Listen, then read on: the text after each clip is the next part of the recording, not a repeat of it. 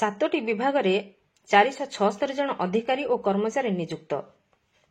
ଗତକାଲି ମୁଖ୍ୟମନ୍ତ୍ରୀ ଶ୍ରୀ ମୋହନ ଚରଣ ମାଝୀ ଲୋକସେବା ଭବନ କନଭେନସନ ସେଣ୍ଟରଠାରେ ବିଭିନ୍ନ ବିଭାଗରେ 476 ଜଣ ଅଧିକାରୀ ଓ କର୍ମଚାରୀମାନଙ୍କୁ ନିଯୁକ୍ତିପତ୍ର ପ୍ରଦାନ କରିଛନ୍ତି। ସାଧାରଣ ପ୍ରଶାସନ ଓ ସାଧାରଣ ଅଭିଯୋଗ ବିଭାଗ ପକ୍ଷରୁ ଆୟୋଜିତ ଏହି ନିଯୁକ୍ତି ମେଳା ମାଧ୍ୟମରେ ଏହି ନିଯୁକ୍ତିପତ୍ର ପ୍ରଦାନ କରାଯାଇଥିଲା। ଏହି ଅବସରରେ ନବନିଯୁକ୍ତ ଅଧିକାରୀ ଓ କର୍ମଚାରୀମାନଙ୍କୁ ମୁଖ୍ୟମନ୍ତ୍ରୀ ଅଭିନନ୍ଦନ ଜଣାଇ କହିଥିଲେ ଯେ ପ୍ରତ୍ୟେକ ବ୍ୟକ୍ତି ପାଇଁ ପ୍ରଥମ କର୍ମ ନିଯୁକ୍ତିର ଦିନଟି ସବୁଠାରୁ ଗୁରୁତ୍ୱପୂର୍ଣ୍ଣ ଏବଂ ଆନନ୍ଦଦାୟକ ହୋଇଥାଏ। ଆପଣମାନେ ଲୋକଙ୍କ ସେବାରେ ନିୟୋଜିତ ହେଉଛନ୍ତି। ଏହି ସେବା କେବଳ ଏକ ନିଯୁକ୍ତି ନୁହେଁ, ଏହା ଆପଣମାନଙ୍କ ପାଇଁ ଏକ ଗୁରୁ ଦାୟିତ୍ୱ।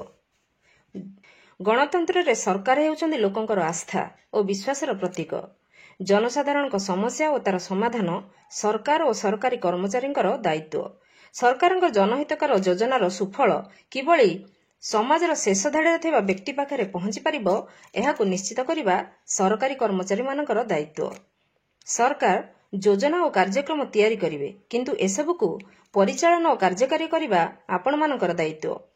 ଆପଣମାନଙ୍କର ନିଷ୍ଠା ଓ କର୍ମପ୍ରବଣତା ଯଦି ଜନସାଧାରଣଙ୍କ ମୁହଁରେ ହସ ଫୁଟାଇ ପାରିଲା, ତେବେ ତାହା ହିଁ ହେବ ଆପଣମାନଙ୍କ ନିଯୁକ୍ତିର ଯଥାର୍ଥତା।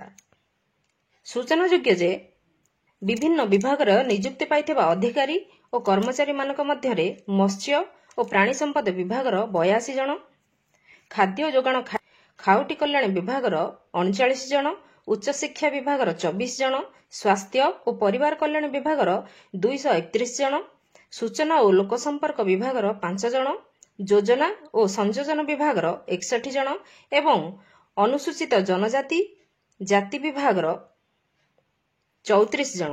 ଏହିପରି ସର୍ବମୋଟ 476 ଜଣ ନବନିଯୁକ୍ତ ଅଧିକାରୀ ଓ କର୍ମଚାରୀ ଅଛନ୍ତି।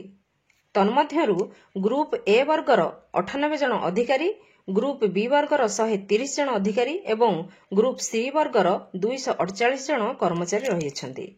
ଏହି କାର୍ଯ୍ୟକ୍ରମରେ ରାଜସ୍ୱ ଓ ବିପର୍ଯ୍ୟୟ ପରିଚାଳନା ମନ୍ତ୍ରୀ ଶ୍ରୀ ସୁରେଶ ପୂଜାରୀ, ବିଦ୍ୟାଳୟ ଓ ଗଣଶିକ୍ଷା ମନ୍ତ୍ରୀ ଶ୍ରୀ ନିତ୍ୟାନନ୍ଦ ଗଣ୍ଡ, ଉଚ୍ଚଶିକ୍ଷା ମନ୍ତ୍ରୀ ଶ୍ରୀ ସୂର୍ଯ୍ୟବଂଶୀ ସୁରଜ, ମତ୍ସ୍ୟ ଓ ପାଣି ସମ୍ପଦ ମନ୍ତ୍ରୀ ଶ୍ରୀ ଗୋକୁଳାନନ୍ଦ ମଲ୍ଲିକ ଏବଂ ମୁଖ୍ୟ ଶାସନ ସଚିବ ଶ୍ରୀ ମନୋଜ ଆହୁଜା ଉପସ୍ଥିତ ଥିଲେ। ସାଧାରଣ ପ୍ରଶାସନ ସାଧାରଣ ଅଭିଯୋଗ ବିଭାଗର ଅତିରିକ୍ତ ମୁଖ୍ୟ ଶାସନ ସଚିବ ଶ୍ରୀ ସୁରେନ୍ଦ୍ର କୁମାର ସ୍ୱାଗତ ଭାଷଣ ଦେଇଥିଲେ ଏବଂ ଅନୁସୂଚିତ ଜନଜାତି ଅନୁସୂଚିତ ଜାତି ଉନ୍ନୟନ ବିଭାଗର ମୁଖ୍ୟ ଶାସନ ସଚିବ ଶ୍ରୀ ବିଷ୍ଣୁପଦ ସେଠୀ ଧନ୍ୟବାଦ ଅର୍ପଣ କରିଥିଲେ। Bureau report, Nagaraj news.